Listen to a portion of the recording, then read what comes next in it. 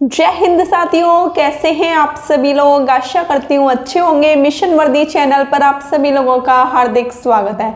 साथियों, आज की क्लास में हम लोग पढ़ने वाले हैं सामान्य ज्ञान। सामान्य ज्ञान में पढ़ेंगे भूगोल। भूगोल की क्लास 35 होने वाली है। UP police constable, Delhi police constable और ऑल एग्जाम के लिए भूगोल बहुत इंपॉर्टेंट है। ठीक है, जैसा कि मैं आपको बता दूं, क्लास 1 से 34 तक मैं आपको बहुत अच्छी तरीके से करा चुकी हूँ और आज 15 क्वेश्चनों का आपका प्रैक्टिस सेट भी आया है। उम्मीद है कि आपके प्रैक्टिस सेट में बहुत अच्छे नंबर होंगे और सारे प्रश्न मैं आपको करा चुकी हूँ। ऐसा नहीं है कि उसमें से 1-2 क्वेश्चन ऐसे हैं जो मैं आपको नहीं करा चुकी। ठीक है, तो अच्छे से अपनी पढ़ाई पर ध्यान दीजिए। अगर आपने मेरी क्लासेस को लिया है तो आप सारे क्वेश्चन कर दोगे। ठीक है, अब आप सोच रहे होंगे कि ये क्या है, तो देखो इसको आपको समझना पड़ेगा, है ना। ऐसा तो नहीं है कि सिर्फ आप इसको ऐसे ही लिख लो आपको समझ आ जाएगा। उसको आपको अच्छे तरीके से समझना पड़ेगा। कुछ लोग हैं इसको छाप लेंगे पहले, ऐसा नहीं करना। सबसे पहले इसको समझना है। सबसे पहले हम किसको समझेंगे? पेंजिया वाले पार्ट को। ओके, ये आप देख पा रहे हैं, इसको बोलते हैं पेंजिया। क्या बोलते हैं? पेंजिया। और जो पेंजिया के चारों ओर वाला जो भाग है इसको बोला जाता है पेंथालासा। ठीक है, समझ गए। अब भाई इस भाग में हुआ विस्फोट, इस भाग में हुआ विस्फोट, इस वाले भाग में, है ना। इस भाग में जब विस्फोट हुआ तो ये 2 भाग हो गए इसके। विस्फोट होता है तो भाई कुछ ना कुछ तो होता ही है। ऐसा तो नहीं कि जो चीज़ जैसी है वो वैसी बनी रहेगी। ठीक है, अब जब विस्फोट हुआ तो ये इस तरीके से टूट गए, है ना। ये जो पूरी पेंजिया थी इसके 2 भाग हो गए जब विस्फोट हुआ, तो इस तरीके से हो गई पेंजिया। और जो बीच में ये भाग आपको दिख रहा है, ये वाला, इसको बोलते हैं टेथिस सागर। ठीक है, बीच में ये वाला जो भाग है इसको टेथिस सागर बोलते हैं। ये नॉर्थ में बट गया और ये साउथ में, समझ गए। उत्तरी भाग और दक्षिणी भाग में आपकी पेंजिया बट गई। अब उत्तरी भाग को बोला जाता है अंगारा लैंड और दक्षिणी भाग को बोलते हैं, क्या बोलते हैं? गोंडवाना लैंड।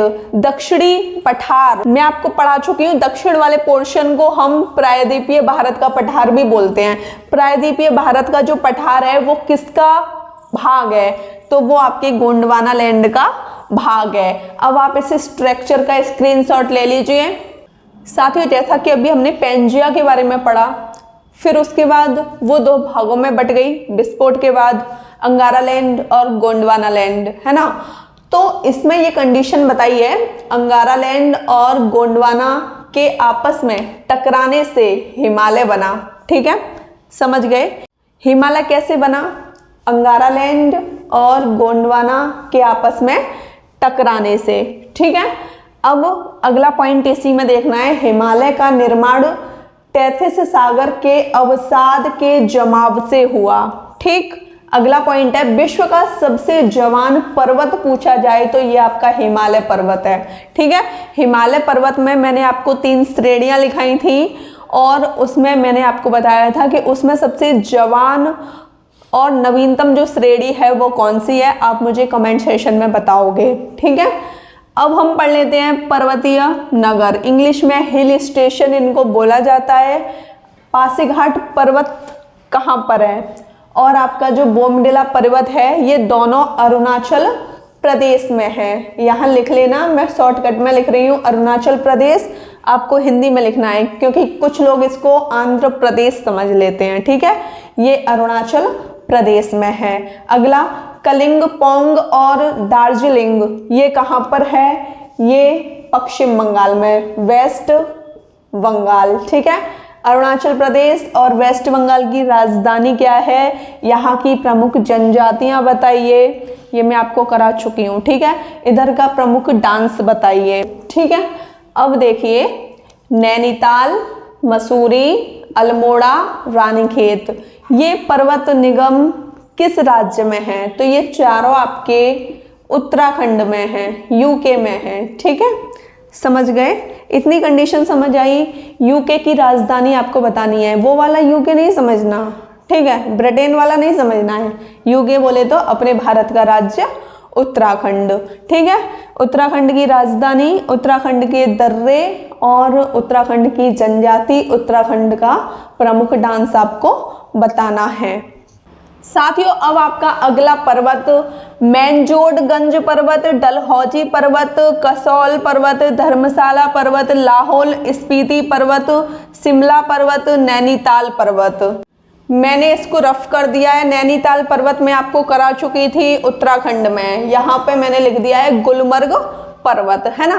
तो देखो गुलमर्ग पर्वत कल की क्लास में बताया था जम्मू कश्मीर में है, ठीक है। और जो आपको ये सारे दिख रहे हैं ना 9 से लेकर 14 तक, ये सारे पर्वत आपके हिमाचल प्रदेश में हैं। कहाँ पर हैं? हिमाचल प्रदेश, ठीक है। अच्छे से दिख रहा है ना। गुलमर्ग पर्वत जम्मू कश्मीर में है, मैंजोडगंज पर्वत, डलहौजी पर्वत, कसौल पर्वत, धर्मशाला पर्वत, लाहौल स्पीति पर्वत और आपका शिमला पर्वत। इन सभी को इंग्लिश में हिल स्टेशन बोला जाता है, ठीक है। यहाँ पर हम घूमने जाते हैं, ठीक। ये हिमाचल प्रदेश में, गुलमर्ग आपका जम्मू कश्मीर में। पोलिंग पर्वत की बात की जाए तो पोलिंग पर्वत आपका सिक्किम में है, ठीक। पोलिंग पर्वत आपका सिक्किम में है। अब हम पूछेंगे आपसे प्रश्न। कौन से प्रश्न? हिमाचल प्रदेश की राजधानी और आपको जनजाति बतानी है प्रमुख, सिक्किम की भी, जम्मू कश्मीर की भी, प्रमुख डांस भी बताना है आपको, ठीक है। अब देख लीजिए नोट पॉइंट। नोट पॉइंट में शिवालिक श्रेणी के बारे में, जैसा कि मैंने अभी आपसे पूछा था कि सबसे जवान श्रेणी कौन सी है, तो ये आपकी शिवालिक श्रेणी ही है, ठीक है। ये जवान होने के साथ साथ सबसे ज़्यादा जो इसकी जो चट्टानें होती हैं मुलायम भी होती हैं, ठीक है। जवान है और मुलायम भी है। अब देखो नदियाँ सबसे ज़्यादा अवसाद शिवालिक से लेकर आती हैं, इस वजह से ये श्रेणी कैसी है? मुलायम, ठीक है। स्क्रीनशॉट ले लीजिए। अब हम पढ़ेंगे प्रायद्वीपीय भारत का पठार, ठीक है। तो देख लीजिए, सबसे पहले पढ़ लेते हैं पूर्वोत्तर पहाड़ी को। सबसे पहले पढ़ेंगे पूर्वोत्तर पहाड़ी को। तो देख लो पूर्वोत्तर पहाड़ी में आपकी ये पहाड़ियाँ बहुत इंपॉर्टेंट हैं। लेमाटोल पहाड़ी पूछी जाए तो ये मणिपुर में है। कहाँ पर है? मणिपुर में।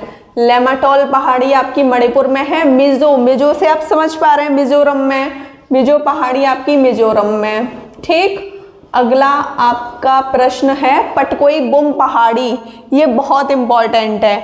पटकोई बुम पहाड़ी, इसकी बात की जाए तो ये है आपके अरुणाचल प्रदेश में। अरुणाचल प्रदेश। अगला पॉइंट है आपका अंडमान निकोबार द्वीप समूह। बात किसकी हो रही है?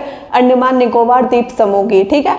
अंडमान निकोबार द्वीप समूह हिमालय का हिस्सा है। अब आपसे पूछा जाए कि बताइए अंडमान निकोबार द्वीप समूह हिमालय का हिस्सा है कि नहीं है, तो आप बोलोगे हाँ है, ठीक है।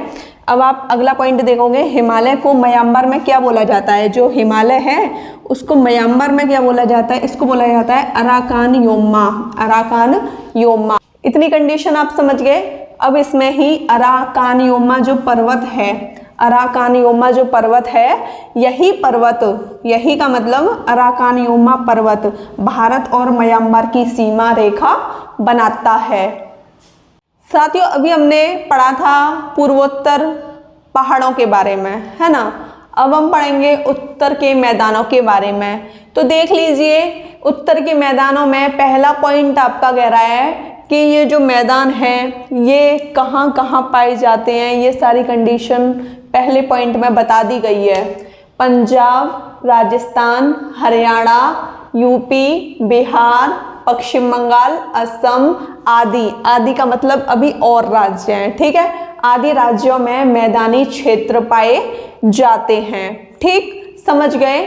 अब उत्तर के मैदानों में अगला पॉइंट है नदियों द्वारा लाए गए अवसाद। नदियों द्वारा लाए गए अवसाद के जमाव के कारण उत्तर के मैदान का निर्माण होता है, ठीक है। उत्तर के मैदानों का ही पूरा पोर्शन चल रहा है आपका। ये मत समझना कि पता नहीं कहाँ से हमको पढ़ाया जा रहा है। उत्तर का मैदान इसमें हेडिंग डली है तो अभी इसी के बारे में आपको बताया जा रहा है, ठीक है। अब आप देख लो उत्तर के मैदानों का जो विस्तार है वो बांग्लादेश तक है। कहाँ तक है? किस देश तक है? बांग्लादेश तक है, ठीक है। अगला पॉइंट है उत्तर के मैदान को पश्चिम बंगाल और बांग्लादेश में बारिंद का मैदान कहते हैं। पश्चिम बंगाल और बांग्लादेश में क्या बोला जाता है उत्तर के मैदानों को?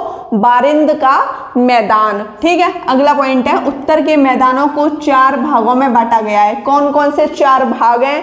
अब इनको देख के आपको यूपी जीके की याद आ जाएगी, क्योंकि खादर बांगर वहीं तो पढ़े थे ना।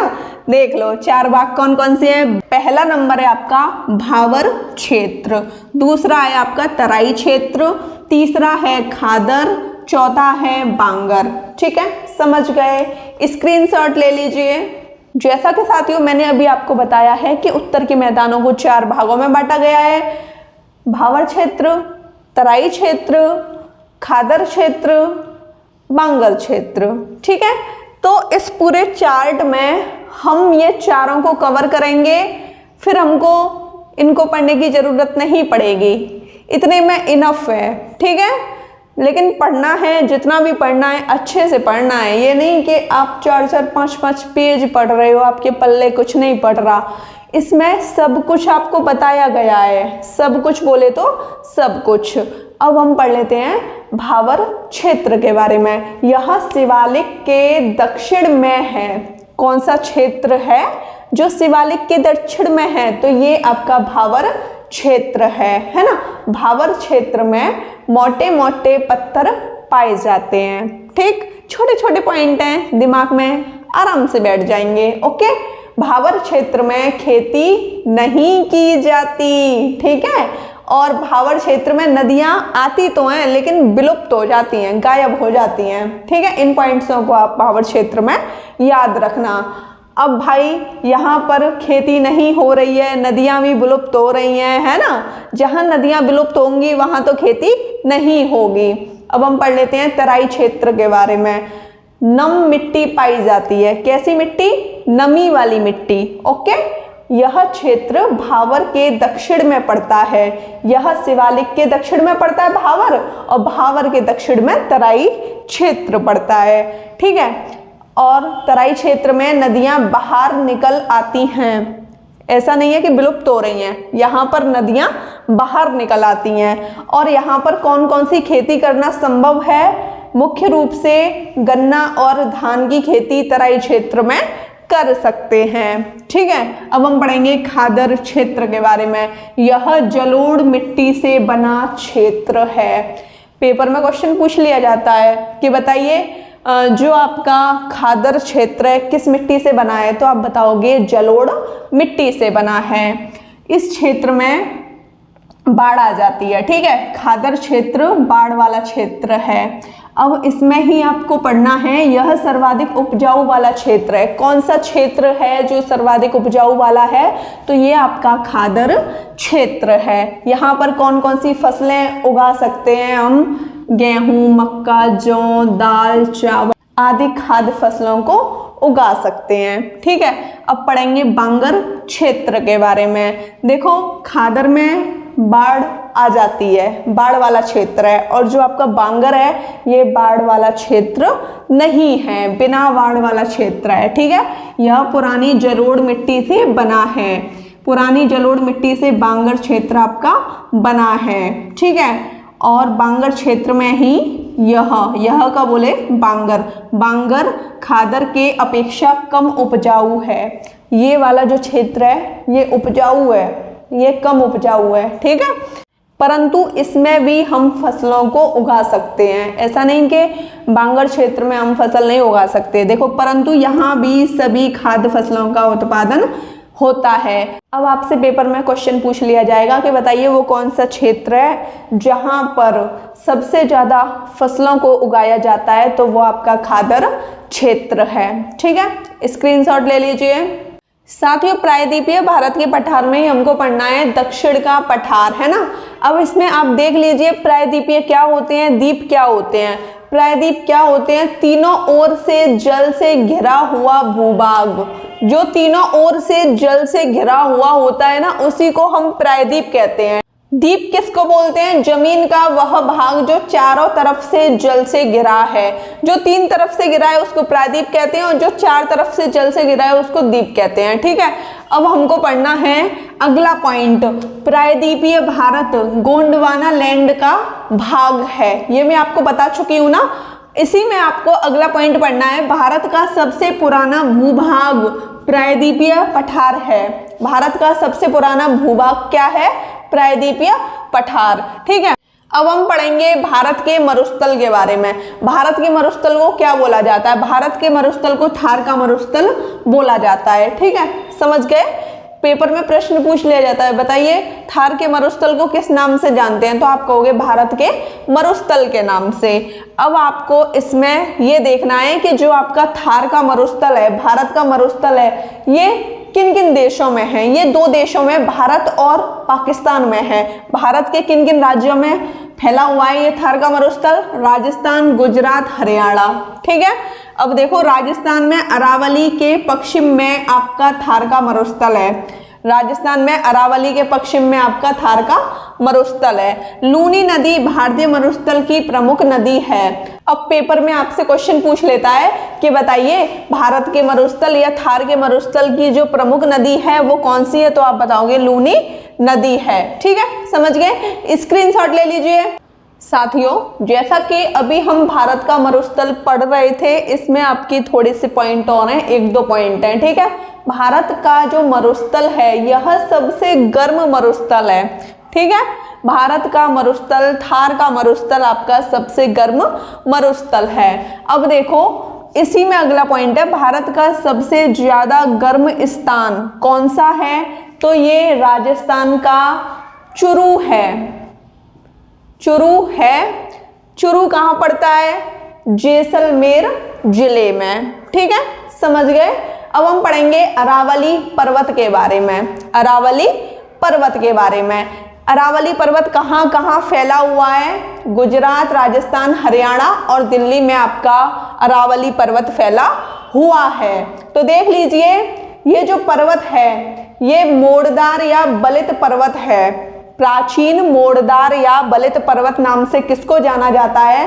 अरावली पर्वत को जाना जाता है। अरावली पर्वत को किस नाम से जाना जाता है? तो इसको अवशिष्ट पर्वत के नाम से जानते हैं। अरावली पर्वत की जो सबसे ऊंची चोटी पूछी जाती है तो आप बता दोगे कि भाई गुरु शिखर है अरावली पर्वत की सबसे ऊंची चोटी। ठीक है, रायसीना पहाड़ी दिल्ली में है। और भाई मैंने अभी आपको बताया है कि अरावली पर्वत का जो विस्तार है ये कहाँ कहाँ तक फैला हुआ है? गुजरात, राजस्थान, हरियाणा, दिल्ली। ठीक है, अब बात आ गई रायसीना पहाड़ी की। रायसीना पहाड़ी दिल्ली में है। ठीक है, और आपका जो अरावली पर्वत दिल्ली तक फैला है ना, ठीक है, तो ये अरावली का हिस्सा है रायसीना पहाड़ी, और राष्ट्रपति भवन भी इसी पहाड़ी पर है। ठीक है, अब देखो हम पढ़ेंगे दक्षिण पहाड़ी।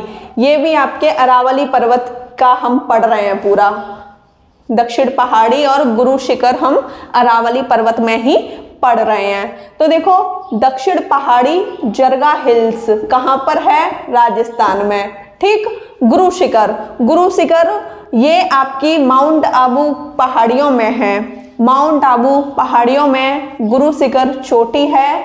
ये राजस्थान में किस जिले में? सिरोही जिले में। ठीक है साथियों, ये पूरा हम प्रायद्वीपीय भारत के पठार में ही पढ़ रहे हैं। ठीक है, केंद्रीय उच्च भूमि को 5 पठारों में बांट दिया गया है। मालवा का पठार, बुंदेलखंड का पठार, बघेलखंड का पठार, रीवा पन्ना का पठार, छोटा नागपुर का पठार। ठीक है, दिमाग में रखना, लिख लेना अच्छे तरीके से। सबसे पहले हम पढ़ेंगे मालवा के पठार को। मालवा के पठार को हम अच्छे तरीके से पढ़ लेते हैं। और मुझे इतना भी याद है कि मैंने स्टैटिक की जो क्लास कराई थी उसमें मैं आपको पठार, पहाड़ी, चोटी करा चुकी हूँ। वहाँ से अगर आपने पढ़ा है तो यहाँ आपका अच्छा खासा रिवीजन हो जाएगा।